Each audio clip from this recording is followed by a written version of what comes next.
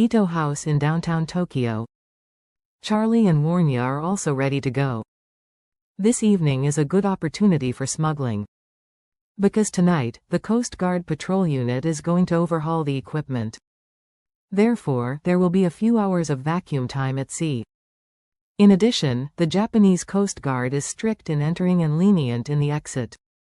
Most of their energy is trying to do everything possible to combat illegal immigrants who have smuggled into Japan or smuggled illegal goods into Japan. They have little interest in smuggling people and objects out of Japan. So in this way, it will be easier to leave Tokyo. Takehiko prepared the team and planned to personally send Charlie and Warnya to the dock. And Nanako also had this idea. Naturally, she felt unwilling to give up Charlie in her heart, but she knew very well in her heart that she would never be able to leave him. Therefore, she was very satisfied to be able to send Charlie to the dock. So, after everyone was ready, Charlie and Warnya, accompanied by Takehiko and Nanako, took the bus to the pier. In the car, Takehiko said to Charlie, "Mr. Wade, Nippon Steel's Hashimoto has been taken to the dock by the ninja I sent." Charlie nodded in satisfaction. "Thank you, Mr. Ito."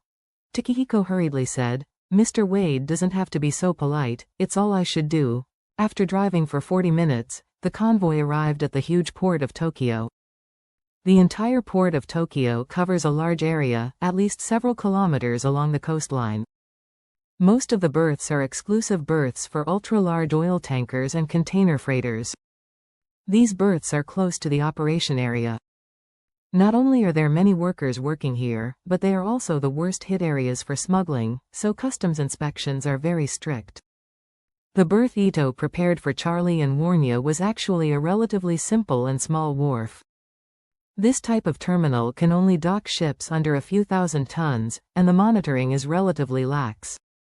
In fact, smuggling does not start from embarking, because Tokyo Port is still within Japan's territory and territorial waters, so embarking from here is not illegal.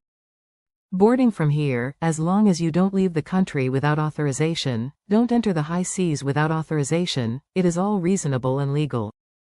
At this time, several small and medium-sized yachts were docked at the pier, the largest of which was a luxury cruise ship prepared by Takehiko for Charlie.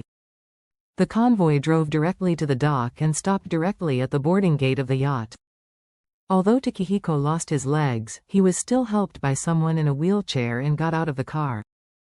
After Charlie and Warnya got off the car, Takehiko said, "Mr. Wade, the crew and the captain are my confidants. You can rest assured." Charlie nodded slightly. "There is Mr. Takehiko. I don't have to worry." Takehiko hurriedly said, "You don't have to be so polite." Charlie looked at the time, and said to the father and daughter Ito Takehiko, "It's not early, we have to hurry up, so we won't talk more with them, we will have some time later." Takehiko Ito hugged his fists and said respectfully, "Mr. Wade, there will be a period later." Nanako said dishearteningly, "Master, there will be a period later." Charlie looked at her and smiled slightly and said, "Nanako, please take care."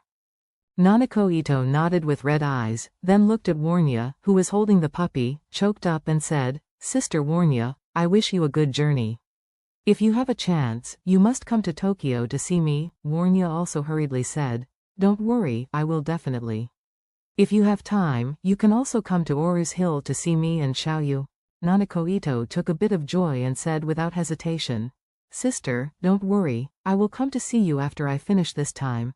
At this moment, a middle-aged man stepped down from the boat and said respectfully to Takehiko, "Sir, we are ready to set sail at any time."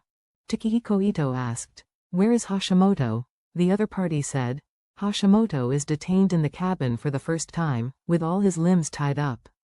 I sent a person to watch him, and there will be no mistakes." Ito nodded in satisfaction, and said to Charlie, "Mr. Wade, you and Miss Song can board the ship." Charlie said, "You guys go back too, let's go." Takehiko shook hands with Charlie, and Nanako also hugged Warnya gently. Later, Warnya came to Takehiko again and said sincerely, "Mr. Ito, this time in Japan, thank you for your care." Takehiko Ito laughed, shook hands with Warnya gently, and said seriously, "Miss Song, don't be polite with the Ito family at any time. You and Mr. Wade will always be the guests of the Ito family." Nanako Ito came to Charlie's side at this time, blushing and embarrassed.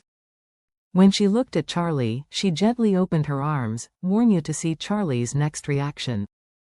She wanted to hug Charlie and bid farewell, but she was worried that Charlie was unwilling, so she could only use this small gesture to test it.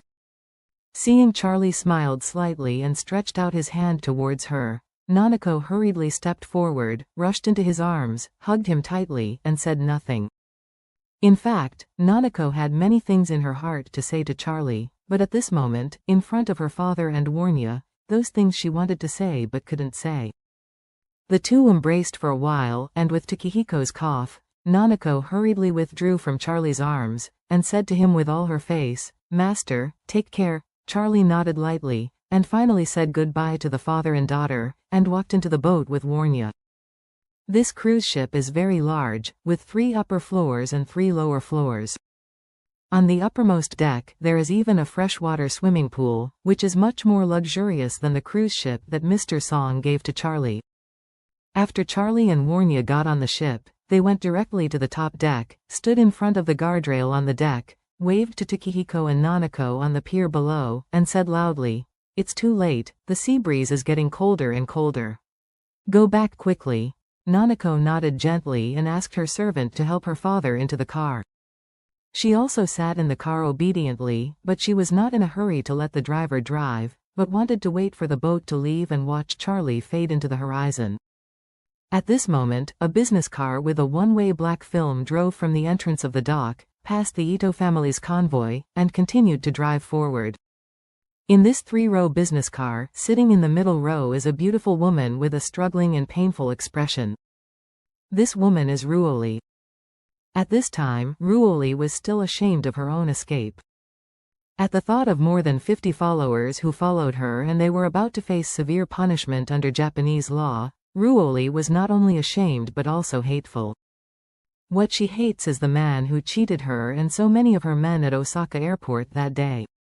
She still remembers the appearance of that man. If she has a chance, she would kill him by herself and avenge her brothers. Just as she gritted her teeth, the driver said, "Miss Sue, our ship is in front, we are ready to set sail." Ruoli wanted to take a look at the ship that was about to take her out of Japan, when she suddenly caught a glimpse of a man standing on the deck of the cruise ship. At this moment, Ruoli's pupils suddenly shrank, and her expression became extremely cruel. She gritted her teeth and murmured, "It turned out to be him.